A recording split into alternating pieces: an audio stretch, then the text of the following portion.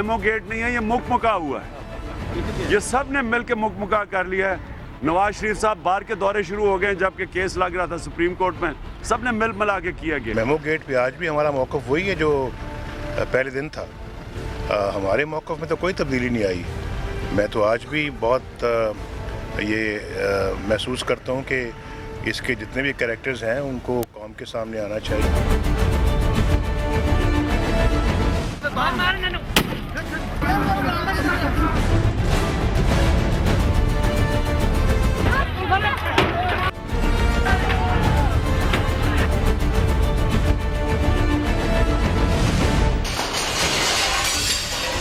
हमारे हाल पे रहम करें। हमारे किरायों के मकान हैं, हमारे छोटे छोटे बच्चे हैं, हमारी जेब में इतना पैसा नहीं होता कि रोजाना अपनी ड्यूटियों पर जा सकें।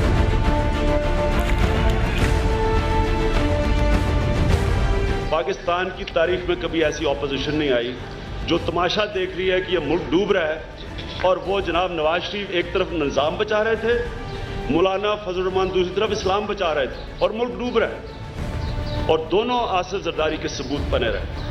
इन्होंने आसिफ जरदारी की सबसे ज़्यादा खिदमत की। मैं खुशखबरी ये दे सकता हूँ ज़रूर कि at least for now this load shedding will be gone starting from tomorrow. ऐसा कोई एक वादा बताएं जिस पे इन्होंने अमल किया हुआ। परसों वादा किया था कि जी अब बिजली की लोड शेडिंग नहीं होगी, और किसने किया था? बिजली के वज़ीर ने। कल लोड शेडिंग होती रही है, बड़ी ठीक ठाक होती रही है, लोगों के लिए परेशानी का बायस बनती रही है। अभी भी देखें, माजी से कोई सबक नहीं सीखने के लिए तैयार। बिस्मिल्लाहिर्रहमानिर्रहीम, अस्सलाम वालेकुम नाज़रीन, मैं हूं जास्मीन मंजूर and welcome to the show. नाज़रीन, ये तो आपने देख ही लिया होगा कि मियां मोहम्मद नवाज शरीफ साहब भी अब हंस के चल दिए। उन्होंने कहा माजी से इन्होंने कुछ नहीं सीखा।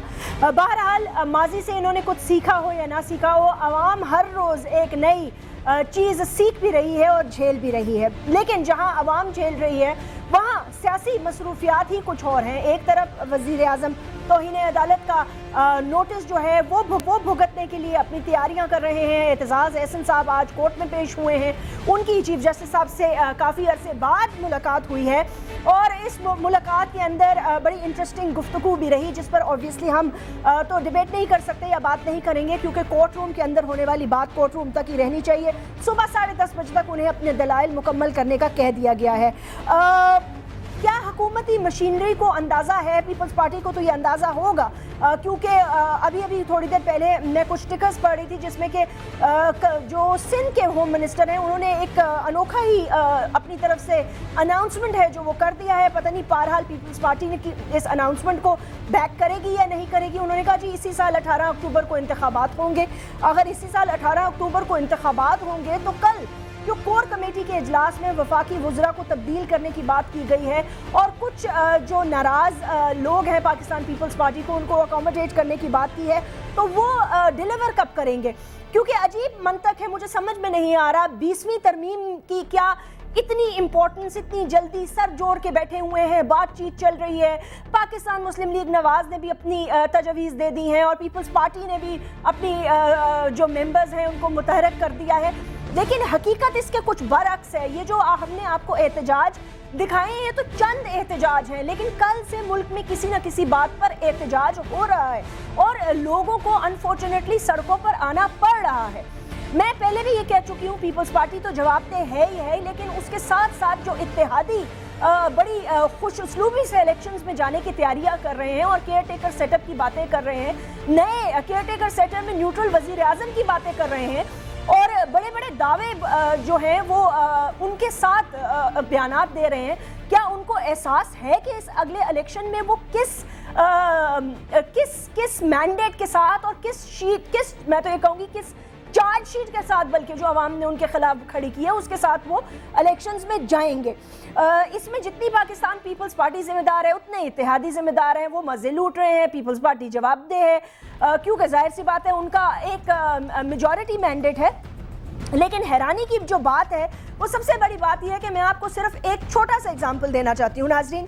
ये कितने अफसोस की बात है कि लोग जो हैं एक इमारत में एक फैक्ट्री में जो बॉयलर है फार्मास्यूटिकल फैक्ट्री में वो एक्सप्लोड हो गया। ایکسپلوڈ ہونے کے بعد جو عمارت ہے 3 منزلہ عمارت وہ نیچے آ گئی. یہ 3 دن پہلے کی خبر ہے. 6 تاریخ کو یہ واقعہ ہوا. آج میرے خیال سے اگر میں صحیح ہوں تو 9 تاریخ ہے. 6 تاریخ سے لے کے 9 تاریخ تک لگاتار کھدائی چلی جا رہی ہے اور اس میں سے کچھ لوگوں کی آوازیں بھی آ رہی ہیں, کچھ کو زندہ بھی نکال لیا گیا, لیکن بہرحال اموات بھی ہوئی اور میرے خیال سے if I'm not wrong تو میرے خیال سے 23 اموات ہوئی ہیں اور اس کے ساتھ ساتھ کافی جو لوگ ہیں وہ 16 کے قریب جو ہیں وہ انجرڈ ہیں. اب سول انتظامیہ کی آپ حالت دے سے 64 سال ہو چکے ہیں. ہم ایک 3 منزلہ گری ہوئی عمارت کے ملبے کو ہٹا کر لوگوں کو نکالنے میں اب تک کامیاب نہیں ہوئے, کیونکہ اس دفعہ اس میں فوج آپ کی مدد نہیں کر رہی. فوج آپ کے ساتھ یہاں شانہ بشانہ نہیں کھڑی, ورنہ اب تک حالت یہ ہوتی کہ آپ نے فوج کو 4 دن گزر جانے کے بعد تک طلب کر لیا ہوتا. اسی طرح کا ایک واقعہ لیاری میں ہوا تھا. وہاں بھی 24 گھنٹے تک جب کراچی کی کور سے لوگ نہیں گئے تھے مدد کرنے کے لیے, تو سول انتظامیہ یعنی کہ جو انتظامیہ ہے جس کا بیسکلی یہ ان کا میرا آپ کے ٹیکسز سے جو ہم بھرتے ہیں, یہ ان کی فرض بنتے ہیں حکومتوں کے, صوبوں کے, کہ وہ اس قسم کی مشینری اور اس قسم کی کرٹیکل بنیادوں پر جو لوگ ہیں ان کو تیار رکھیں. لیکن ایسی کوئی چیز نہیں ہے, 64 سالوں میں نہیں ہوئی. 5 سال یہ پچھلی سال کا رونا روتے رہے NRO, جو 5 سال اگلے آئیں گے وہ ان کا رونا روتے رہیں گے. سو ہم جو ہیں وہ کس ڈائریکشن میں جا رہے ہیں ہمیں یہ طے کر لینا ہوگا. وزیر اعظم, صدر, پوری کی پوری مشینری صرف ایک خط کے ارد گرد گھوم رہی ہے. وہ خط ہے کہ پتہ نہیں اس نے کب تک اس ملک کو اب یرغمال بنائے رکھنا ہے. اسی پر بات کریں گے. ہمیں PTI پاکستان مسلم لیگ نواز اور پیپلز پارٹی جوائن کرے گی.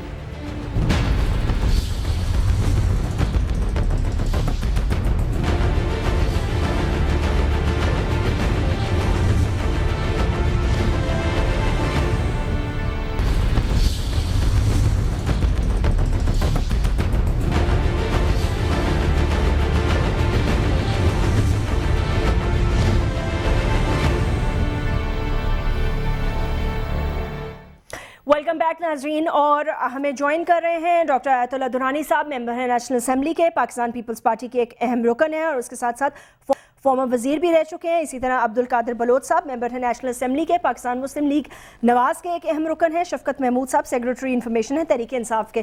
سب لوگوں کو ویلکم کرنا چاہوں گی. بہت بہت شکریہ ہمیں جوائن کرنے کا, وقت نکالنے کا. آیت اللہ درانی صاحب, سب سے پہلے میرے خیال سے گفتگو کا آغاز آپ سے شروع کروں. مجھے یہ بتائیے گا کہ آپ لوگوں کی پارٹی نے کیا طے کر لیا ہے کہ اس سال 18 اکتوبر کو الیکشن کرانے ہیں؟ بسم اللہ الرحمن الرحیم. جاسمین, دیکھیں ڈیٹ فکس تو ہم لوگوں نے کبھی نہیں کیا ہے, لیکن اگر کسی دوست نے کوئی ڈیٹ فکس کر لیا ہے تو خیر وہ جواب دہ ہے, کیونکہ مجھ تک تو ایسا ڈیٹ ابھی تک پہنچا نہیں ہے. 18 اکتوبر اگر ہو جائے تو کیا فرق پڑ جاتا ہے, اگر فروری میں 2013 میں ہو جائے تو کیا کوئی فرق پڑتا ہے کیا؟ اگر فرق ڈیٹ کی بات نہیں ہے کہیں بھی, لیکن اگر کہیں کوئی ڈیٹ کسی نے دے دیا ہے آپ اس کو اپنے حساب سے لے لیں اور وہ اس کی جواب دہ ہے. لیکن ابھی تک کوئی ایسا ڈیٹ ایز سچ میرے نوٹس میں نہیں آیا. ہو سکتا ہے کہ کوئی ڈیٹ ڈسکس ہو چکا ہو, کسی نے کیا ہو یا پھر میڈیا نے کیا ہو, تو ایسی کوئی بات نہیں. میں اس لیے پوچھ رہی ہوں درانی صاحب کہ خالی آپ کے دوست کے ساتھ ساتھ یہ, میں تو خیر ہوم منسٹر کی بات کر رہی تھی, انہوں نے کہا کہ 18 اکتوبر کو اس سال انتخابات ہو جانے چاہیے یا ہو جائیں گے, ایسی کوئی بات کی انہوں نے. میں اس لیے کہہ رہی ہوں کہ اس کا ریفرنس پاکستان مسلم لیگ نواز کے جو سربراہ ہیں میاں محمد نواز شریف, انہوں نے بھی کہا ہے کہ سپتمبر اکتوبر سے پہلے الیکشن ہو جانے چاہیے ورنہ ملک کے حالات مزید خراب ہو جائیں گے. دیکھیں سپتمبر اکتوبر میں تو اگر مجھ سے پوچھیں گے تو یہ ہو نہیں سکتا, کیونکہ بہت سارے لوگ حج کے لیے جا چکے ہوں گے. تو کیا پاکستان کے وہ لوگ جو حج کے لیے جا چکے ہیں, کیا ان کے متعلق آپ کی رائے کیا ہوگی؟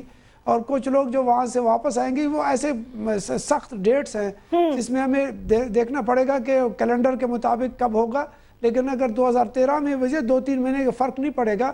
پھر بھی پنجاب میں نواز شریف صاحب کی حکومت ہے اور وہاں پر وزیر اعلیٰ صاحب بھی ہیں, وہ اپنا بجٹ بنائیں گے, جون میں پاس کریں گے, پھر اس کو امپلیمنٹ کریں گے, پھر اس پر وہ کام کریں گے اپنے قوم کو. تو اتنی جلدی کیا ہے؟ اور پھر فوراً ہی اگر ہم نے الیکشن نہیں کرایا تو کیا پنجاب کی حکومت کو نقصان ہوگا کیا؟ نہیں, وہ بھی چل رہا ہے, اس کا سسٹم بھی چل رہا ہے مرکز میں, وہ بھی تک نہیں آئے. اچھا, کیونکہ اتنے الیکشنز ہو چکے ہیں, اتنے سارے الیکشنز میں جو بائی الیکشنز ہو چکے ہیں اس میں نواز شریف صاحب نے خود کوئی کسی سیٹ پر الیکشن نہیں لڑا ہے.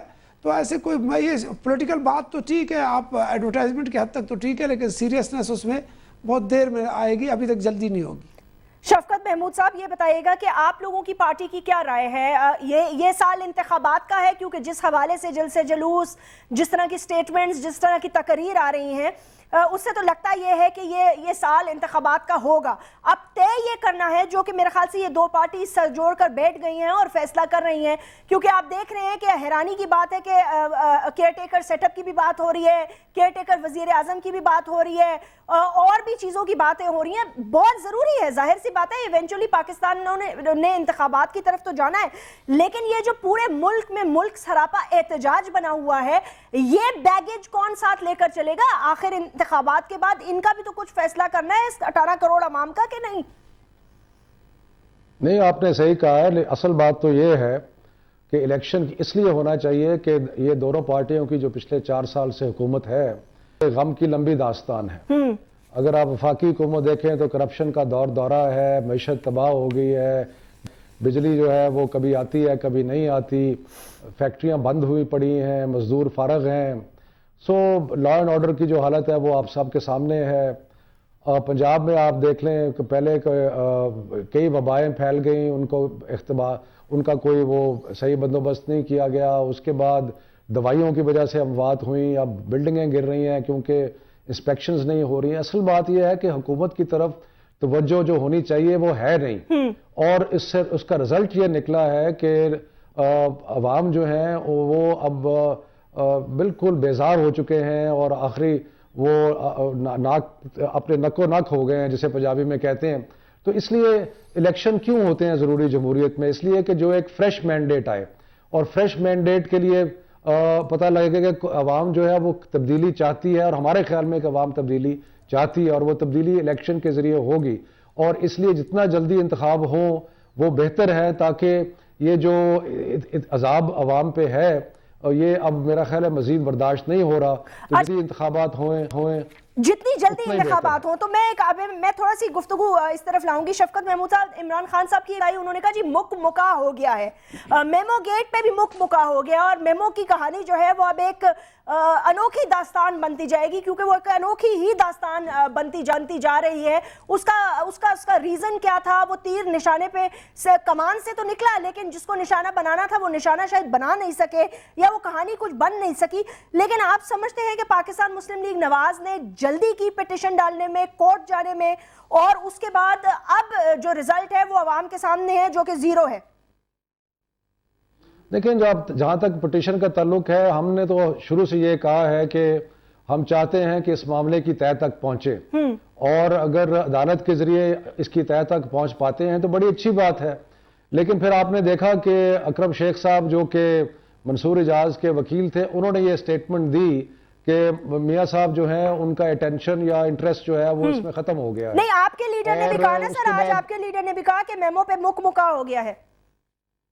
نہیں، وہ مکہ کی والی بات ہی ہے نا کہ پہلے اتنی انتھوزیزم، اتنی زیادہ جوش اور ولولہ، اور خود جا کے پیش ہوئے سپریم کورٹ میں، اور اس کے بعد جو ہے معاملہ ٹھنڈا پڑا، اس حد تک ٹھنڈا پڑا کہ اکرم شیخ صاحب جو کہ وکیل ہیں منصور اعجاز کے، انہوں نے یہ کہا کہ جناب میاں صاحب جو ہے ان کا تو انٹرسٹ ختم ہو گیا۔ اور جہاں تک 20ویں ترمیم ہے، اس میں بھی آپ دیکھیں کہ جس طرح مکہ کا لفظ بالکل صحیح ہے، اس لیے کہ بات 20ویں کی ترمیم کی ہو رہی ہے، لیکن پی ایم ایل این اور پیپلز پارٹی جو ہے وہ باتیں کر رہے ہیں کہ کیئر ٹیکر گورنمنٹ کس طرح کی ہوگی۔ اور ہمیں تو یہ بڑا فکر ہے کہ یہ جو بات چیت ہو رہی ہے، اس میں یہ نہ ہو کہ دونوں مل کے مکہ کر کے ایسی کیئر ٹیکر گورنمنٹس بنائیں جن کا صرف ایک ہی ٹارگٹ ہو کہ پی ٹی آئی کا جو ایک ابھار ہے، یہ ایک سونامی ہے، اس کو کسی طرح روکا جائے۔